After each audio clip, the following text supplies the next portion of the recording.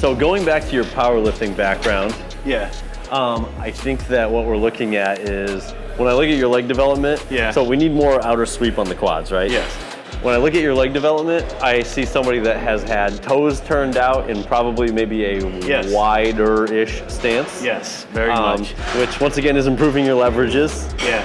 As we talked about, because nobody's going out in a powerlifting competition and narrow squatting, 600. Right, right. And so, right now, we're going from efficiency of moving point A to point B now to efficiency of putting tension where we want it.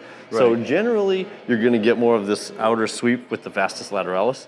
And so we're going to do that with a shoulder width. It doesn't need to be like toes together, but shoulder width, toes pointed forward stance.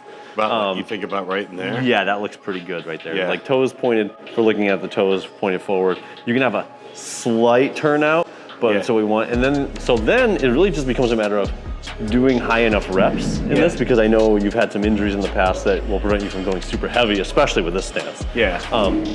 But you want to engage, keep the hips shifted back, and then just pound out reps, rep after rep with this. Because my guess is that as you start doing this form, you're gonna probably feel it a little bit more on the inside like you're used to, but eventually this will fatigue and then the outside, the lateralis will take over. If you wanna do a couple of reps here, we can see what that feels like. I would also, now another thing to consider is you will get a greater stretch in the quads if you bring your feet a little lower on the pad. There you go. Right here? Yeah. So there. Yep. Yeah. Don't worry about letting your knees go past your toes. As long as you're not loading up excessively, if your knees go past your toes, it's fine. Well, that feels good. I wish that went a little bit lower there. Yeah, I do too. Because it is stopping right there.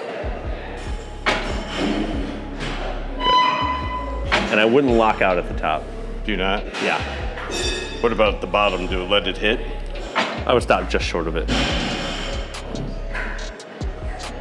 But this is one of those situations where I would really like 20 to 30 rep sets to start your workout. Okay. Because then if you go to your higher rep, or your lower rep stuff, and this area is pre-fatigued, sometimes I don't even like the word pre-exhaust, I like the term pre-activated. But if it's pre-activated, then when you go to your heavier stuff, whether it be squats or a heavier leg press, a lot of the tension will automatically go there because this area is already fired up and has a lot of blood in it. Does that make sense? So you think, some of the days when I work out, I do a 4 to 6 rep range. Would you still do these I would. those days? Okay. I would. I don't think you need to do it for strong muscle groups. Like I don't think you need to do it for shoulders or arms, which are a strength for you. But for weaker muscle groups, absolutely. I do the high rep stuff and then go to your heavy stuff. Okay. Well, it will limit the amount of total weight that you'll use. Yeah. But once again, more tension in the areas that we want it. Right. So yeah. Cool. How fast would you go up this? Only as fast as you can still keep tension. Yeah. The pace is good there. Sometimes I think you can also try lowering it more slowly.